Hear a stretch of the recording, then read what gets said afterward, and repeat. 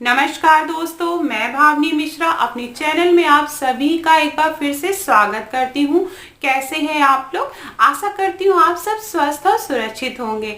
इस वीडियो में मैं आपसे शेयर करने जा रही हूँ करवा चौथ से जुड़ी हुई बहुत सारी महत्वपूर्ण बातें, बहुत सारे सवालों के जवाब जो मेरे वीडियोस पे आ रहे हैं, जिसमें मैंने पूजा विधि बताई है, करवा चौथ की थाली के बारे में बताया है, चंद्र भगवान को अर्घ देने के बारे में बताया है।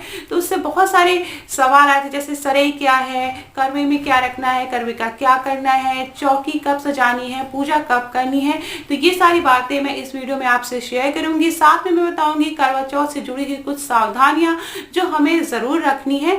तो चलिए वीडियो स्टार्ट करते हैं। अब मैं आप के क्वेश्चंस और सवालों के जवाब दूंगी। तो सबसे पहले हम बात करेंगे जो प्रेग्नेंट महिलाएं हैं, उनके क्वेश्चंस आ रहे थे कि उनका 7वां महीना चल रहा है या 6ठा महीना चल रहा है, तो क्या करें।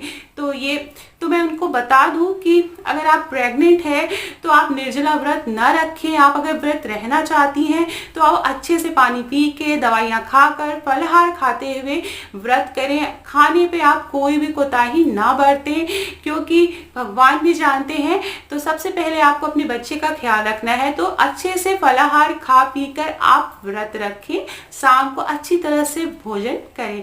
तो प्रेगनेंसी में आपको इस तरह से ध्यान रखना है।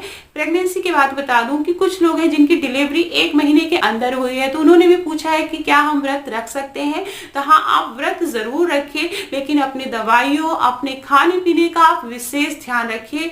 आप शाम तक फलाहार अच्छे से खा लीजिए, अच्छे से खा पी के फल फूल, दूध, पानी पी के अच्छे से व्रत रहिए। उसके बाद आप जब ठीक ठाक हो जाएंगे तब अगले बार से आप निर्जला व्रत रख सकती हैं। प्रेगनेंसी वाली महिलाओं, गर्भवती महिलाओं के लिए भी मैं यही कहूंगी कि जब आपका बच्चा हो जाए सही सलामत, आप उसके बाद आप फिर से निर्जला व्रत आप कंटिन्यू कर सकती हैं। फिर अगला क्वेश्चन है कि पूछा गया है कि किस रंग का वस्त्र पहनना शुभ होता है। क्या हम नीले या काले रंग के वस्त्र पहन सकते हैं?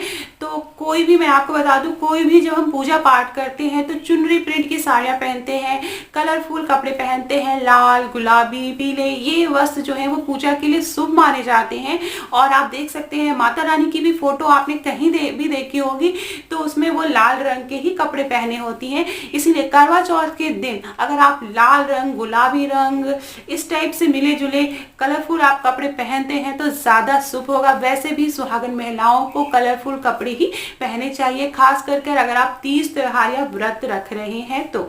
उसके बाद पूछा गया है कि चौकी कब हटाएं। जो हमने पूजा की हुई है, जो चौथ माता की पूजा करते हैं हम चौकी पे, तो चौकी कब हटाएं। तो उसके बारे में मैं बता दूं कि चौकी जो है वो अगले दिन सुबह हटाई जाती है। सारा सामान अच्छी तरह से सब हटाया जाता है। इसका वीडियो भी मैंने बनाया है और मैं एक वीडियो और डालूंगी कल इससे रिलेटेड कि चौकी कैसे हटाएं, वहां पर सुहाग कैसे ले, प्रसाद कैसे ले, प्रसाद किसको दे। तो चौकी हटाने की सारी विधि मैं बताऊंगी। तो चौकी हटाने से ही मुझे एक बात और याद आई है कि कोई भी आप पूजा या व्रत कर रही हैं तो आप जो भी चूड़ियां नहीं पहनते हैं या जो भी अच्छे से पहनते श्रृंगार करते हैं, तो उसे कभी भी पूजा के बाद आप तुरंत से श्रृंगार का सामान ना निकालें, चूड़ियां ना निकाल के रख दें कि कम कर ली चूड़ियां पहनी रहिए 1-2 दिन तक, फिर आप उसको आप निकाल के बदल सकते हैं। तो इस बात का ध्यान रखिए, जो भी श्रृंगार का सामान आपने पहना हुआ है वो तुरंत से ना हटाएं। जब चौकी हटाएं तो वहां से बिंदी के पत्ते में से एक बिंदी लगा लें। वहां जो आपने चूड़ियां पहनाई है उसमें से 2-2, 3-3 चूड़ियां आप अपने हाथों में प्रसाद के रूप में जरूर डाल लें, और जो भी श्रृंगार का सामान उसमें से आप कुछ प्रसाद के रूप में जरूर रखें। तो ये अगले दिन चौकी का सामान हटाना है। अब कुछ कवाली लड़कियों ने पूछा है कि हम व्रत कैसे रहें, पूजा कैसे करें, श्रृंगार का सामान क्या हम चढ़ा सकते हैं। तो कुंवारी लड़कियों के लिए अभी इतनी पूजा विधि नहीं, आप व्रत रह सकते हैं। और जब तारे होंगे, क्योंकि चंद्र भगवान के दर्शन करके भी आप व्रत तोड़ सकते हैं, लेकिन वो जो विधि है चंडी में चांद देखना, आप शिव परिवार की पूजा कर सकते हैं। पूजा करिए, चंद्र भगवान को आप अर्घ्य भी दे सकते हैं। तो तारों की छांव में आप व्रत तोड़ सकते हैं, लेकिन वो चंडी में चांद देखना, क्योंकि आपकी भी शादी नहीं हुई है तो चंडी में चांद देखने की प्रथा आपको नहीं फॉलो करनी है। अब कुछ लोगों ने पूछा है कि करवे का क्या करना है। जो हम करवा मिट्टी का करवा है या पीतल का करवा, तो पीतल का करवा तो हम हर साल वही करवा यूज़ करते हैं, लेकिन जो मिट्टी का करवा है वो हर साल बदलना रहता है। तो जो पुराना मिट्टी का करवा है, जैसे आपने जो करवा का पूजा कर लिया, तो जो मिट्टी का करवा है उसमें आप थोड़ा सा अन्न भर के आप कहीं पे भी रसोई में साफ सुथरी जगह बहुत संभाल के रख ले, करवा टूटने ना पाए, आपको ऐसी जगह रखना है। तो इससे ऐसा माना जाता है कि माँ अन्नपूर्णा का वास रहता है। इसी तरह जब करवा 1 साल पुराना हो जाए, जैसे हमने उसमें फिर नया करवा आ गया, फिर उसे हमें रखना है, तो पुराने करवे को आप अपने गार्डन में या कहीं गमले में आप कुछ पेड़ पौधे लगा के आप उसको यूज कर सकते हैं। फिर कुछ लोगों ने पूछा है कि बाया की थाली जो है या सुहाग की थाली किसे दें। तो सुहाग की थाली सबसे पहले किसको दी जाती है? सासू माँ को दी जाती है। तो बाया की थाली या सुहाग की थाली अपनी सासू माँ को देनी चाहिए। अब बहुत से लोग जो हैं बाहर रहते हैं, जिनकी सासू माँ नहीं रहती हैं, तो उन्होंने पूछा है कि किसको दें। तो आप अगर अलग से निकाल के रख लीजिए, आपको जब आप उनसे मिले तब आप उनको वो थाली, बाया की थाली या सुहाग की थाली दे सकते हैं। उनमें से बहुत से लोगों ने पूछा है कि हमारे फादर इन लॉ नहीं है, तो हम अपनी सासू माँ को क्या श्रृंगार का सामान दे सकते हैं? तो श्रृंगार का जो सामान है वो तो सुहागिन महिला को ही दिया जाता है, लेकिन आप अपनी सासू माँ को ज़रूर कुछ दीजिए। आप एक पैसा निकाल के दे दीजिए, आप उनके लिए साड़ी ला के दे दीजिए, तो उनको आप ऐसे दे सकते हैं, या एक अमाउंट जो भी आप 1000, 2000, 3000 आप अलग से निकाल के उनको दे सकते हैं। और जो श्रृंगार का सामान है वो आप अपनी किसी भी, आप कोई भी बड़ा है छोटा है जो सुहागिन है, आप उसको श्रृंगार का सामान दे सकते हैं। अगर आपके फादर इन लॉ नहीं है, आप अपने सासू माँ को नहीं दे पा रहे हैं। उनमें से एक किसी ने पूछा है कि मेरी मम्मी करवा चौथ पे आने वाली है, तो क्या हम उनको दे सकते हैं? तो हाँ, आप दे सकते हैं। आप किसी भी सुहागिन महिला को आप श्रृंगार का सामान या सुहाग की थाली दे सकते हैं, लेकिन जो सबसे पहला हक है वो आपकी सासू माँ का होता है, फिर ननद का होता है, फिर आप चाची, मामी किसी को भी दे सकते हैं। अब बहुत से लोगों ने पूछा है कि हम चंद्र भगवान को अर्घ कैसे देंगे, तो उसका मैंने वीडियो डाल रखा है। डिस्क्रिप्शन बॉक्स में आप लिंक देख सकते हैं। डिस्क्रिप्शन बॉक्स में मैं सारे पूजा विधि, पूजा की थाली और पूजा का सामग्री के अलग अलग वीडियो बना रखे हैं, आप वहां से देख सकते हैं। बहुत से लोगों ने पूछा है कि 2 करवे चाहिए या 3 करवे चाहिए। तो मैंने जो मैं पूजा करती हूँ वो 3 करवे से करती हूँ। उसकी पूजा विधि मैंने डाल रखी है, उसका वीडियो, तो कंफ्यूज मत होइएगा। ये एक रिक्वेस्टेड वीडियो मैंने बनाया था जिसमें 2 करवों से पूजा कैसे की जाती है, बहुत से लोगों ने पूछा था। तो मेरी सिस्टर जिस तरह से रहती है, मैंने वही पूजा विधि दिखाई है। तो 2 करवे में, 1 करवे में खाना भरा जाता है, 4 पूरी, 4 फरे, 4 बतासे, 4 मिठाइयाँ और इस तरह से। और दूसरे करवे में जल भरा जाता है। जिस करवे में जल भरते हैं उसी करवे से हम चंद्र भगवान को अर्घ देते हैं। तो अर्घ देने का जो तरीका है वो मैंने उसका वीडियो बना रखा है, तो आप वो देख सकते हैं। डिस्क्रिप्शन बॉक्स में मैं लिंक डाल दूंगी। अब बहुत से लोगों ने पूछा है कि पहले चलनी में चांद देखते हैं फिर अर्घ देते हैं। तो पहले चंद्र भगवान को अर्घ देना है, उसके बाद चलनी में चांद देखना है और फिर पति को देखना है। तो इस तरह से ये विधि हम फॉलो करेंगे। अच्छा, बहुत से लोगों ने पूछा है कि किसी काम से, जैसे पति हमारे पास नहीं रह रहे हैं, अभी कहीं प्रदेश में है, दूर है, जॉब के सिलसिले में बाहर रह रहे हैं, तो हम व्रत कैसे तोड़ें, पारण कैसे करें? तो उसके लिए आप क्या करें कि ऑनलाइन का ज़माना है, आप व्हाट्सएप कॉलिंग कर सकते हैं, वीडियो कॉलिंग कर सकते हैं आप सामने। उसके बाद चंद्र भगवान को देख के आप सामने से देख सकते हैं। वीडियो कॉल या व्हाट्सएप कॉलिंग नहीं हो पा रही है तो भी आप फोटो देख के आप अपने व्रत का पारण कर सकते हैं। अब बहुत से ने पूछा है कि सपोज कि बादल है, चंद्र भगवान दर्शन नहीं दे पा रहे हैं, तो हम व्रत का पारण कैसे करें? तो उसके लिए मैं बता दूं कि आपने रिश्तेदारों, रिलेटिव से बोल के रखिए कि जहाँ पे भी चंद्र भगवान दिख रहे हो वहाँ की फोटो आप मंगा लें और उस तरह से आप चंद्र भगवान के दर्शन कर सकते हैं। दूसरा तरीका ये है कि चावल से एक थाली में चांद बनाकर उसे हम चलनी में देख के फिर पति को देखें, तो ये भी एक तरीका है। उसकी पूजा विधि भी मैंने बना रखी है, वीडियो मैं डिस्क्रिप्शन बॉक्स में डाल दूंगी, चंद्र पूजन विधि, तो आप उससे भी वीडियो देख के आप पूजा कर सकते हैं। तो 2 तरीके हैं, आप फोटो मंगा लें और या फिर आप जो है चावल के आटे से आप एक गोला बना के उनको चंद्र भगवान मानकर उनको चलनी में देख के फिर आप अपने पतिदेव को देख सकते हैं। बहुत से लोगों ने पूछा है कि सरई क्या होती है, सरई क्या जरूरी है। तो मैं बता दूं कि इधर हमारे यूपी में सरई का विशेष महत्व माना जाता है। ये एक तरह की कुशा होती है जो आप अगर यूपी में रह रहे होंगे तो आप साइड में सड़क के किनारों पे आप देख सकते हैं। लेकिन जहाँ पे सरई नहीं मिल रही है तो कोई बात नहीं, वैसे भी मैं सारे वीडियो में बताती हूँ कि एक विधि होती है पूजा की, लेकिन उसमें से अगर कोई सामग्री नहीं मिल पा रही है आपको पूजा की तो कोई बात नहीं, आप ऐसे ही जो भी आपके पास संभव हो सके, जो भी आपकी यथाशक्ति हो, जो भी आप जुटा पाए, आप उसी में सच्चे मन से पूजा करें। क्योंकि करवा चौथ माता भगवान शिव माता पार्वती जो है वो श्रद्धा देखते हैं। पूजा की विधि तो है, लेकिन अगर आपको कोई सामान नहीं मिल पा रहा है तो आप उसके लिए जरा भी परेशान मत हो।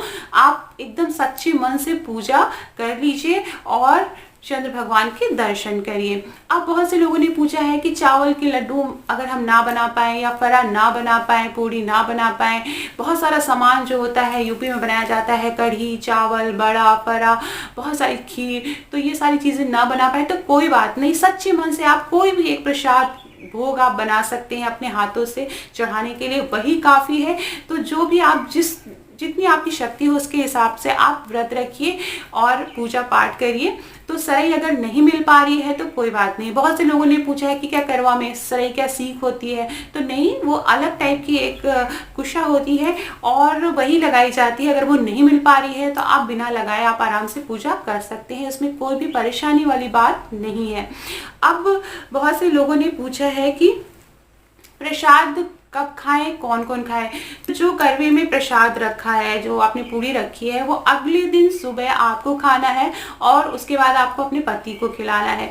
जो आप खाना बनाकर आप भोग लगाते हैं वो खाना तो शाम को ही पूजा के बाद आपको घर के सभी सदस्यों को, बड़े बुजुर्गों को पहले खिला के फिर आपको खाना खाना रहता है। आपने पारण कर लिया पानी पी के, लेकिन उसके बाद खाना आप सभी बड़े बुजुर्गों को खिलाया जाता है। हमारे यहाँ तो एक पूरी खाने की थाली आप किसी धोबी को दी जाती है, तो ऐसी भी प्रथा है यहाँ पर बहुत सी जगह।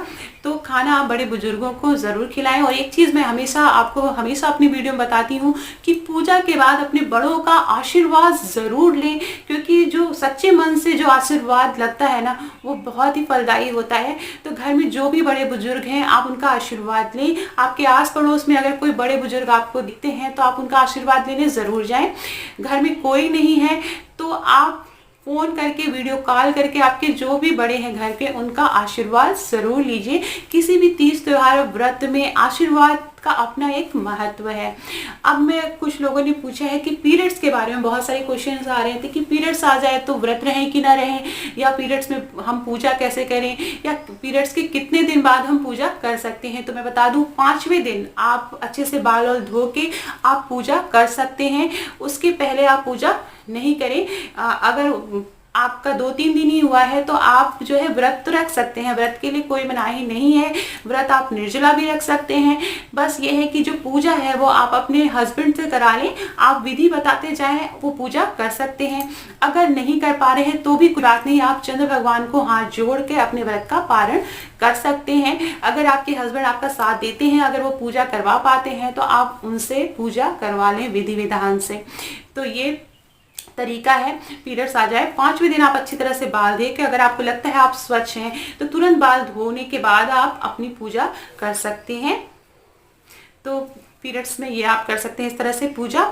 अब बहुत से लोगों ने पूछा है अर्घ्य कैसे दी, तो ऐसा मैंने बता दिया है कि इसका वीडियो मैंने बताया है। फिर भी आप सरई, बालों की एक लट लेके सरई लेते हुए 4 बार जो है हमको अर्घ्य देना रहता है। इसी तरह लोगों ने पूछा है, बहुत से लोगों ने, कि करवा फेरते कैसे हैं और करवा कितने बार फेरा जाता है।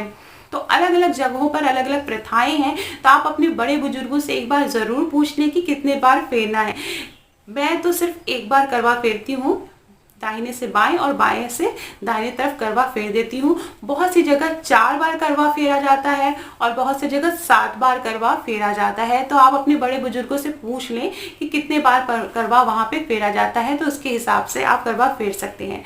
किसी ने पूछा है कि जो करवा है, क्या उसमें हम गेहूं भर सकते हैं? तो हाँ, आप अगर आपको लावा नहीं मिल पा रहा है तो आप उसमें गेहूं भर सकते हैं, पूरी फरार 4-4 की संख्या में, और फल भी आप जो भी प्रसाद में भोग लगाएं वो 4-4 की संख्या में लगाएं। नारियल आप अपने व्रत में जरूर चढ़ाएं, लाल रंग का वस्त्र चढ़ाएं। तो पूजा की विधि है, विधि विधान से पूजा करें, सच्चे मन से आप बस पूजा करें, वो ही काफी होती है।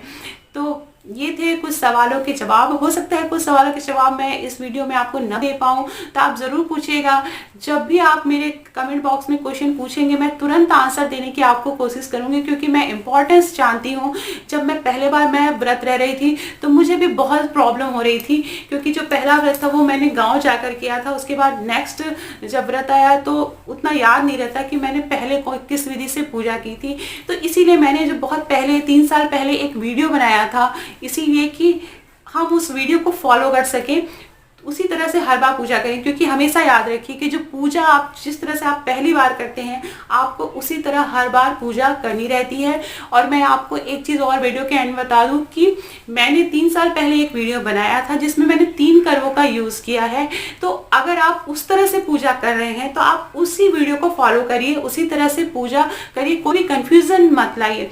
मैंने इस बार 2 करवों का एक वीडियो बनाया है पूजा का, रिक्वेस्टेड वीडियो था। बहुत से लोगों ने पूछा था कि 2 करवों से कैसे पूजा करते हैं, खाना करवों में खाना भरा जाता है तो उस तरह से पूजा कैसे करते हैं। तो ये जो पूरी विधि मैंने बताई है वो मेरी बहन की विधि है, वो मेरी सिस्टर इस तरह से पूजा करती है, तो वो पूरी विधि मैंने बताई है। तो पूजा की जो विधि है वो थोड़ी अलग अलग हर जगह होती है, लेकिन जो उसका फल होता है, जो उसकी प्रार्थना होती है, वो तो सबके बराबर है कि सभी अपने पति की लंबी आयु के लिए व्रत रखती हैं, सभी सुहागिन महिलाएं। तो सच्चे मन से, विधि चाहे जो भी हो, जो भी सामान आपको उपलब्ध हो पाए, लेकिन सच्चे मन से आप व्रत रखिए। इसी के साथ ये वीडियो एंड करती हूँ। आप सभी को करवा चौथ व्रत की बहुत बहुत शुभकामनाएं। हम सब की पतियों की लंबी आयु हो, घर में सुख और समृद्धि बनी रहे। बहुत बहुत धन्यवाद ये वीडियो देखने के लिए। थोड़ा भी पसंद आया हो तो प्लीज अपने दोस्तों के बीच में जरूर शेयर करिएगा। मेरे चैनल दिव्याभा क्रिएटिविटी जोन को जरूर सब्सक्राइब करिएगा, लाइक और कमेंट जरूर करिएगा। Thank you for watching.